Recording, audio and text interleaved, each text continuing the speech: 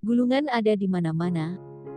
Mereka digunakan di jembatan, di menara listrik, kren, bahkan jika bagian dari stasiun luar angkasa internasional. Saya sedang membuat struktur yang kuat dengan menggunakan material dengan cara yang sangat efisien dan hemat biaya. Jadi apa sebenarnya rangka? Itu pada dasarnya adalah struktur kaku yang terdiri dari kumpulan anggota lurus, tetapi itu bukan definisi lengkap. Ada dua asumsi penting yang perlu kita buat agar suatu struktur dapat dianggap sebagai trus. Pertama, kita harus dapat mengasumsikan bahwa semua sambungan dalam struktur dapat diwakili oleh sambungan pin, yang berarti bahwa anggota bebas berputar pada sambungan tersebut. Anggota rangka sering kali dihubungkan secara kaku menggunakan apa yang disebut pelat guset. Garis pusat gempa dari semua anggota the joint yang berpotongan pada titik yang sama. Bermain hari untuk mendengar masuk akal untuk mengasumsikan bahwa sambungan berperilaku seperti sambungan pin. Asumsi kedua, kita harus bisa memastikan bahwa lowe hanya pernah diterapkan pada persendian rangka. Dan acting di tengah-tengah memori, misalnya. Karena semua sambungan disematkan, anggota tidak dapat membawa momen pengiriman, mereka hanya dapat membawa beban aksial biaya. Analisis kepercayaan secara signifikan. Setiap anggota harus berada dalam equilibrium sehingga gaya yang bekerja di setiap ujung anggota harus sama dan berlawanan. Setiap anggota mengalami ketegangan atau kompresi. Asumsi inilah yang membedakan truss dari frank, tidak seperti bingkai rusti. Tidak harus memiliki sambungan yang disematkan, dan agar member dapat membawa momen lentur, sebuah rangka juga dapat memiliki beban yang diterapkan langsung ke membernya.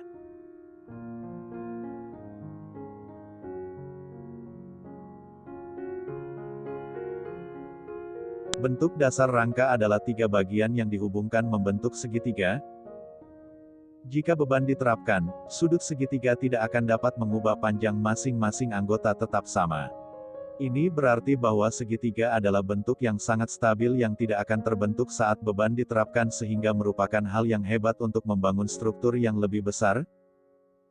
Sudut antar anggota dapat berubah tanpa ada perubahan pada panjang anggota, dan menggunakan bentuk empat sisi sebagai dasar untuk membangun rangka akan menjadi pilihan yang buruk. Cara mudah untuk menstabilkan konfigurasi ini adalah dengan menambahkan bagian penguat diagonal untuk membaginya menjadi segitiga. Kita bisa mulai dengan segitiga dan membangunnya untuk membentuk struktur. Ada banyak cara berbeda untuk membuat tiang penopang, tetapi ada beberapa yang sangat populer. Desain rangka yang akan Anda lihat berulang kali, dan karenanya disebut dengan nama tertentu yang ditampilkan di sini adalah rangka atap Fink, tetapi masih banyak lagi yang bisa Anda lihat di sini.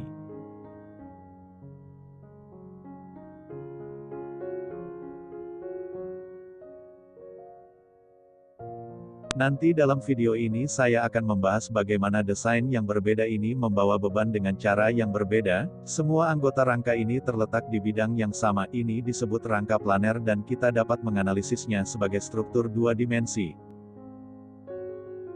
Bahkan struktur tiga dimensi yang nampaknya dapat dianalisis sebagai rangka planar. Lihat jembatan ini misalnya. Beban disalurkan dari balok lantai horizontal ke dua tiang vertikal di setiap sisi jembatan. Masing-masing rangka ini hanya membawa beban yang bertindak dan menjelaskannya sehingga kita dapat menganalisisnya sebagai struktur dua dimensi. Mampu mendesain atau menganalisa kepercayaan yang kita butuhkan untuk dapat menentukan gaya di setiap anggotanya. Ini memungkinkan kami untuk memeriksa bahwa anggota dapat memikul beban tanpa merasa bekerja. Apakah ini informasi yang kami butuhkan untuk memilih penampang terbaik untuk setiap anggota? Ada dua metode utama yang dapat kita gunakan untuk melakukan ini, metode sambungan, dan metode sektoi. Mari simak dulu cara penyambungannya menggunakan rangka atap Fink yang kita lihat tadi. Caranya sangat sederhana. Pertama, Anda menggambar diagram benda bebas yang menunjukkan semua beban eksternal yang bekerja pada rangka, dan Anda menggunakan tiga persamaan kesetimbangan untuk menghitung gaya reaksi. Kemudian Anda menggambar diagram benda bebas untuk setiap sambungan, dan mengerjakannya satu persatu untuk menyelesaikan gaya tak dikenal yang bekerja dan setiap sambungan. Anda menyelesaikan gaya yang tidak diketahui menggunakan persamaan equilibrium, karena semua sambungan adalah sambungan yang disematkan tidak ada momen, jadi Anda hanya perlu mempertimbangkan keseimbangan gaya horizontal dan vertikal. Ingat bahwa kita menghitung gaya yang bekerja pada setiap sambungan bukan gaya dalam anggota. Jika menjadi anggota, jika anggota berada dalam ketegangan, gaya internal akan bekerja untuk membuat anggota lebih panjang. Untuk setiap aksi, ada reaksi yang sama dan berlawanan, yang berarti bahwa anggota yang tegang akan memberikan gaya pada sambungan yang menjauh dari sambungan. Untuk anggota dalam kompresi, gaya akan bekerja ke arah sambungan.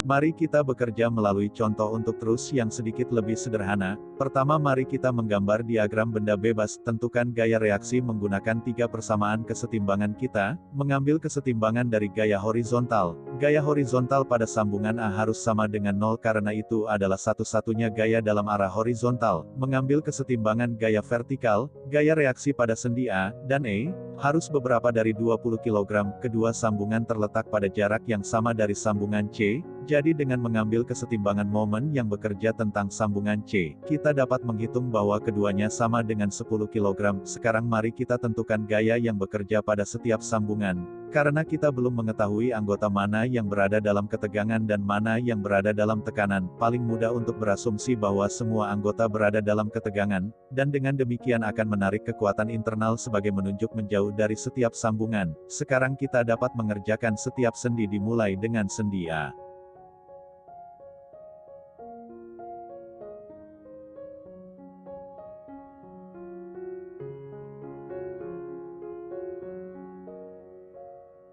Proses analisis melibatkan banyak gaya pemecah dua sudut yang berbeda, jadi jika Anda ingin mahir, Anda perlu mengingat trigonometri Anda. Inilah pengingat singkatnya.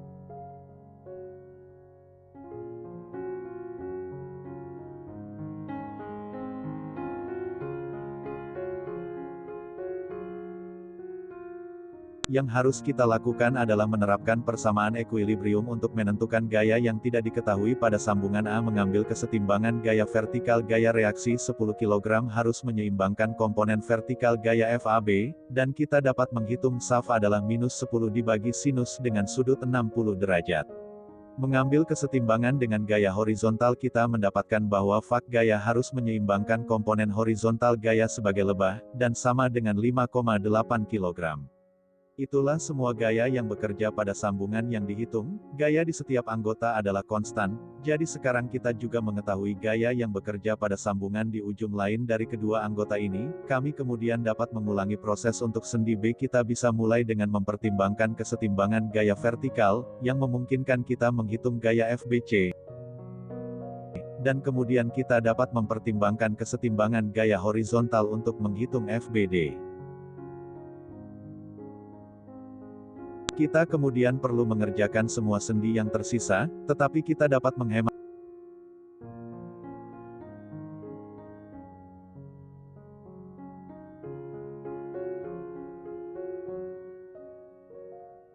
sedikit waktu dengan memperhatikan bahwa rangka dan beban yang diterapkan memiliki sumbu yang simetris, sehingga gaya di sisi lain rangka harus identik, yang memberi kita semua kekuatan sendi. Kami dapat menunjukkan anggota mana yang mengalami ketegangan dan mana yang mengalami kompresi. Seperti ini, satu hal yang akan Anda perhatikan saat menganalisis gaun yang beberapa anggota tidak membawa beban sama sekali, kami menyebut ini anggota angkatan 0.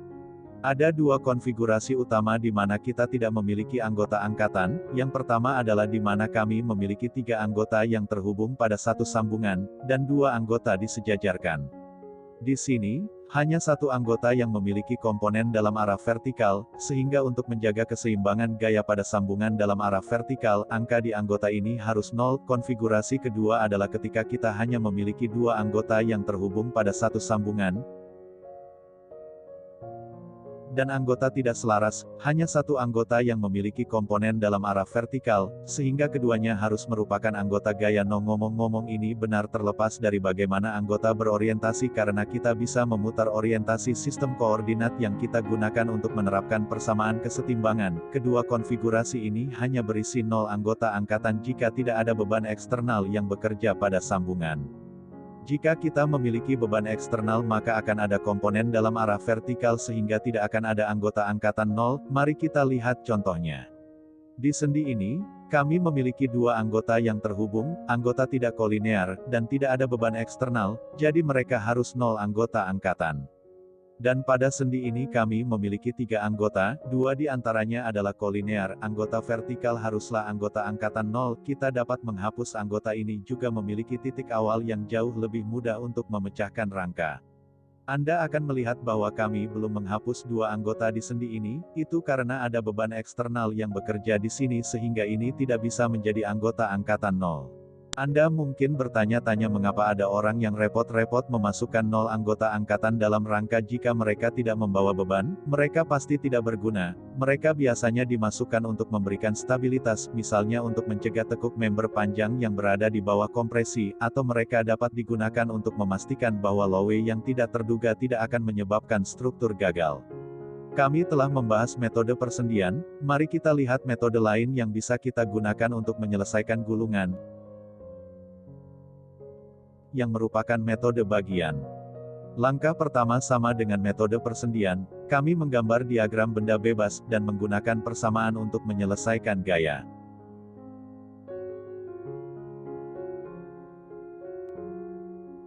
Selanjutnya, kami membuat potongan imajiner melalui anggota yang diinginkan di tiang penopang kami, dan kami menarik kekuatan internal di anggota potong. Gaya internal dan eksternal harus berada dalam kesetimbangan, sehingga kita dapat menerapkan persamaan kesetimbangan untuk menyelesaikan gaya internal. Saat memilih cara memotong rangka, ingatlah bahwa kita hanya memiliki 3 persamaan kesetimbangan. Jika Anda memotong terlalu banyak anggota, Anda akan memiliki terlalu banyak yang tidak diketahui dan tidak cukup persamaan.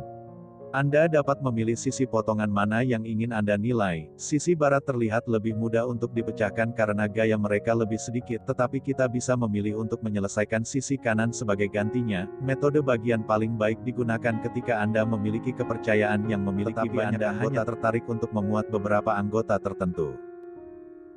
Mari kita lihat contohnya. Kita perlu menentukan kekuatan internal di ketiga anggota ini. Pertama, mari menggambar diagram benda bebas dan menerapkan persamaan kesetimbangan untuk menghitung gaya reaksi.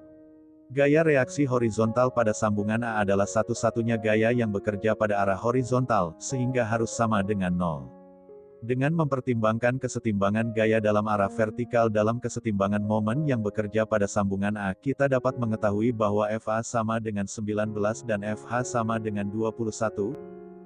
Selanjutnya mari buat potongan imajiner kita melalui anggota FD, FE dan GE, dan gambar gaya internal, seperti yang kita lakukan sebelumnya untuk metode sambungan, kita akan mengasumsikan bahwa semua gaya yang tidak diketahui. Lanjut, kita hanya perlu menerapkan persamaan equilibrium, gaya di anggota FE adalah satu-satunya gaya yang tidak diketahui dengan komponen dalam arah vertikal, jadi itu tempat yang baik untuk memulai. Semua anggota diagonal berada pada sudut 45 derajat, jadi dengan mempertimbangkan kesetimbangan dalam arah vertikal kita mendapatkan bahwa gaya pada anggota FE sama dengan 12,7 kN. Sekarang mari kita pertimbangkan kesetimbangan momen yang bekerja tentang sendi F ini adalah pertunjukan yang bagus untuk dipilih karena 3 dari 5 gaya dalam diagram benda bebas ini memiliki garis aksi yang melewati F dan hanya gaya di anggota GE dan gaya reaksi 21 kN yang menghasilkan momen di sekitar sambungan ini. Kedua gaya terletak pada jarak 2 meter dari F, sehingga dapat disimpulkan bahwa gaya di bagian GE sama dengan 21 kN. Akhirnya, kita dapat mengambil kesetimbangan dalam arah horizontal untuk menghitung gaya dalam anggota FT sama dengan minus 30 kN, dan itu, kami telah menghitung kekuatan internal di 3 anggota yang kami minati, 1 anggota dalam kompresi dan 2 dalam ketegangan, jika dimungkinkan untuk menentukan gaya reaksi dan gaya dalam pada anggota rangka dengan menerapkan akuasi kesetimbangan, rangka dikatakan ditentukan secara statis.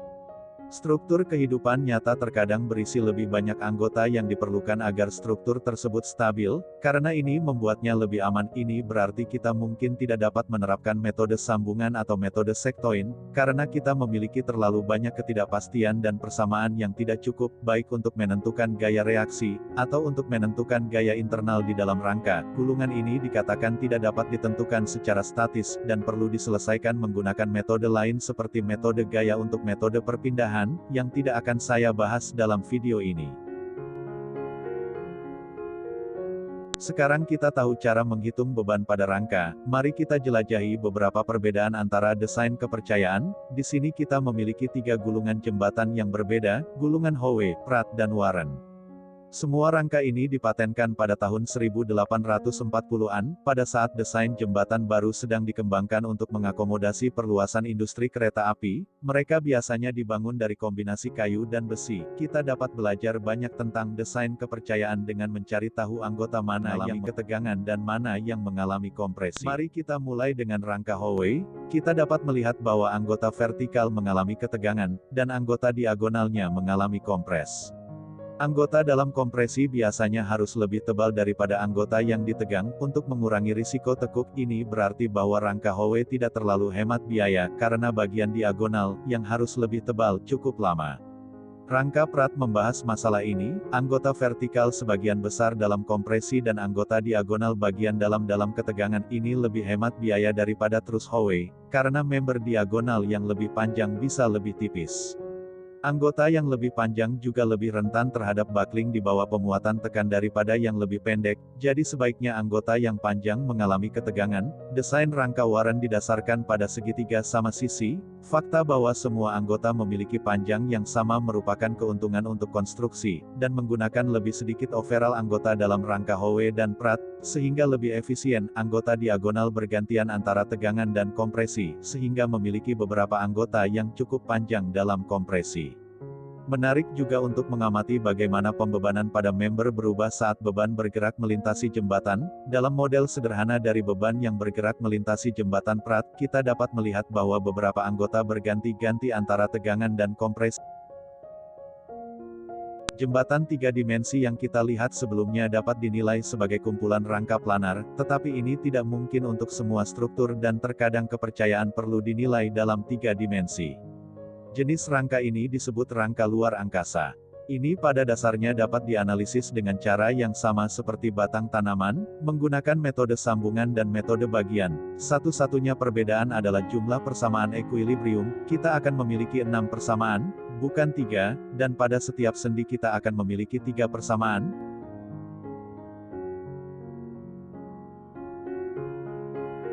Bukan 2, itu saja untuk saat ini. Terima kasih telah menonton.